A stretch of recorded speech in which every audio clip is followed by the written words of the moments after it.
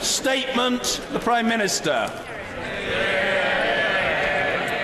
With permission, Mr. Speaker, I would like to update the House on the further assurances and clarifications we have received from the European Union on the Northern Ireland Protocol. As a proud unionist, I share the concerns of members who want to ensure that in leaving the European Union we do not undermine the strength of our own union in the UK.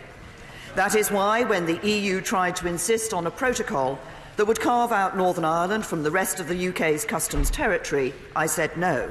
And I secured instead a UK-wide temporary customs arrangement, avoiding both a hard border on the island of Ireland and a customs border down the Irish Sea. I also negotiated substantial commitments in the withdrawal agreement and the political declaration to do everything possible to prevent the backstop ever being needed, and to ensure that if it were, it would be a temporary arrangement. But listening to the debate before Christmas, it was clear that we needed to go further. So I returned to Brussels to faithfully and firmly reflect the concerns of this House. The conclusions of December's Council went further in addressing our concerns. They included reaffirming the EU's determination to work speedily to establish by the 31st of December 2020 alternative arrangements so that the backstop will not need to be triggered. They underlined that if the backstop were nevertheless to be triggered, it would indeed apply temporarily. They committed that in such an event, the EU would use their best endeavours to continue to negotiate and conclude as soon as possible a subsequent agreement that would replace the backstop. And they gave a new assurance that negotiations on the future relationship could start immediately after the UK's withdrawal.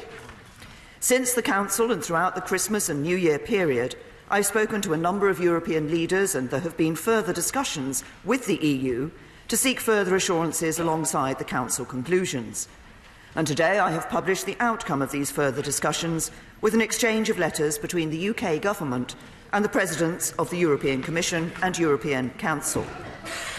The letter from President Tusk confirms what I said in the House before Christmas, namely that the assurances in the European Council conclusions have legal standing in the EU. Mr. Speaker, my right honourable friend, the Attorney-General, has also written to me today, confirming that in the light of the joint response from the Presidents of the European Council and the Commission, these conclusions, quote, would have legal force in international law, and setting out his opinion, reinforced by today's letter, that the balance of risks favours the conclusion that it is unlikely that the EU will wish to rely on the implementation of the backstop provisions, and further that it is therefore his judgment that the current draft withdrawal agreement now represents the only politically practicable and available means of securing our exit from the European Union. Mr. Speaker, I know that some members would ideally like a unilateral exit mechanism or a hard time limit to the backstop.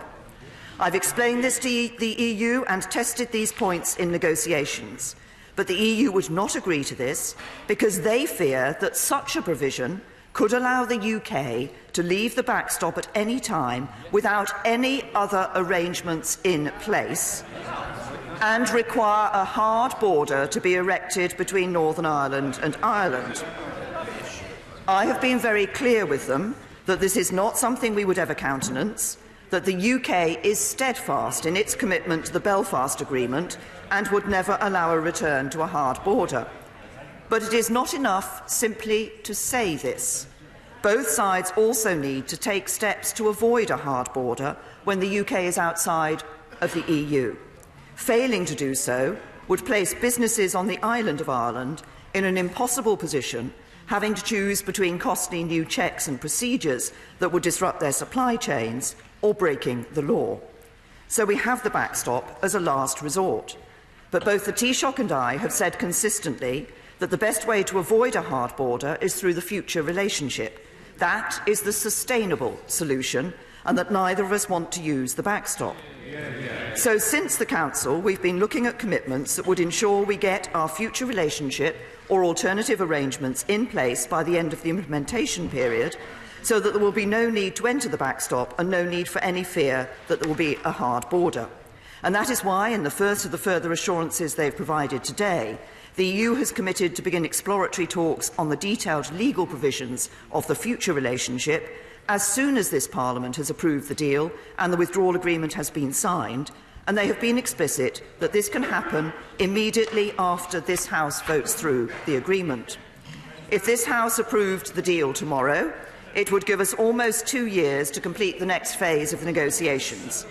And of course, we will have the option to extend the implementation period if further time were needed for either 1 or 2 years. It is my absolute conviction that we can turn the political declaration into legal text in that time, avoiding the need for the backstop altogether. The letters also make clear that these talks should give particular urgency to discussion of ideas, including the use of all available facilitative arrangements and technologies for replacing the backstop with permanent arrangements, and further, that those arrangements are not required to replicate the backstop provisions in any respect. So, contrary to the fears of some honourable members, the EU will not simply insist that the backstop is the only way to avoid a hard border. They have agreed to discuss technological solutions and any alternative means of delivering on this objective, and to get on with this as a priority in the next phase of negotiations.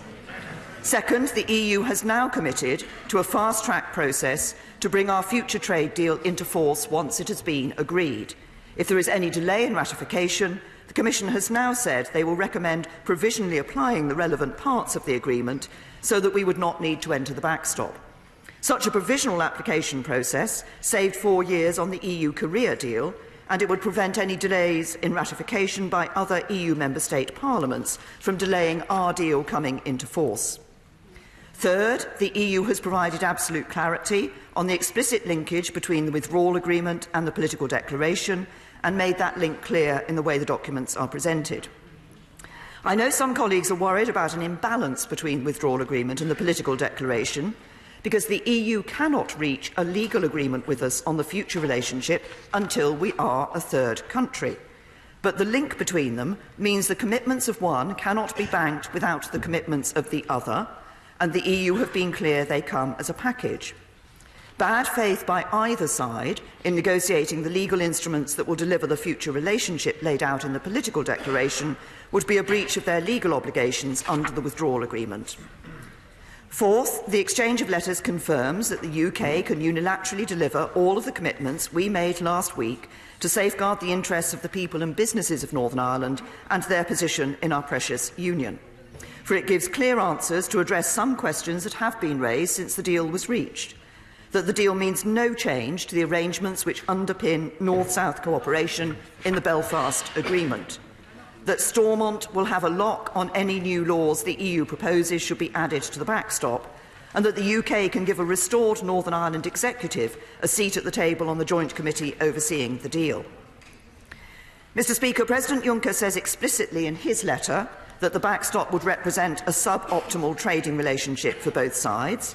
We've spoken at length about why we want to avoid the backstop, but it is not in the EU's interests either. For this backstop gives the UK tariff-free access to the EU's market. It does so with no free movement of people, no financial contribution, no requirement to follow most of the level playing field rules, and no need to allow EU boats any access to our waters for fishing. Furthermore, under these arrangements, UK authorities in Northern Ireland would clear goods for release into the EU single market with no further checks or controls.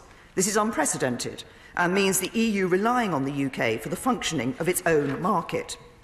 So the EU will not want this backstop to come into force, and the exchange of letters today makes clear that if it did, they would do all they could to bring it to an end as quickly as possible. Nevertheless, Mr. Speaker, I fully understand that these new assurances still will not go as far as some would like. I recognise that some members wanted to see changes to the withdrawal agreement, a unilateral exit mechanism from the backstop, an end date, or rejecting the backstop altogether.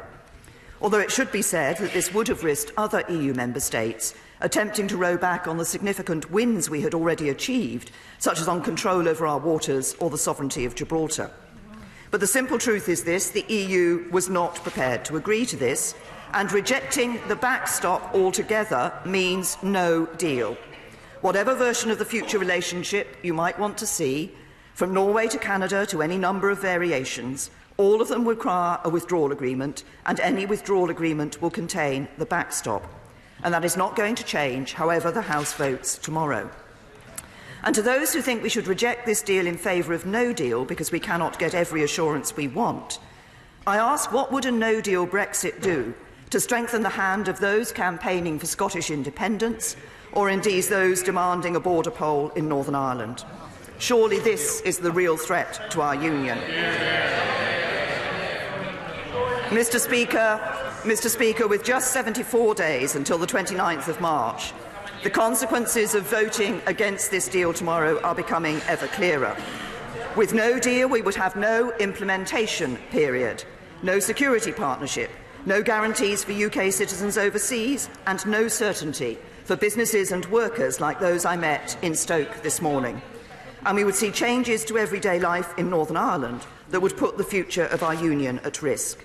And if, rather than leaving with no deal, this House blocked Brexit, that would be a subversion of our democracy, saying to the people we were elected to serve that we were unwilling to do what they had instructed. So I say to members on all sides of this House, whatever you may have previously concluded, over these next 24 hours, give this deal a second look. No, it is not perfect, and yes, it is a compromise. But when the history books are written, people will look at the decision.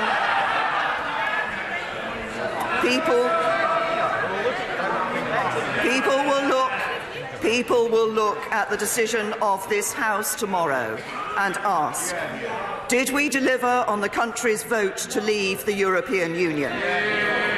Did we safeguard our economy, our security and our union? Or did we let the British people down? I say we should deliver for the British people and get on with building a brighter future for our country by backing this deal tomorrow, and I commend this statement to the House.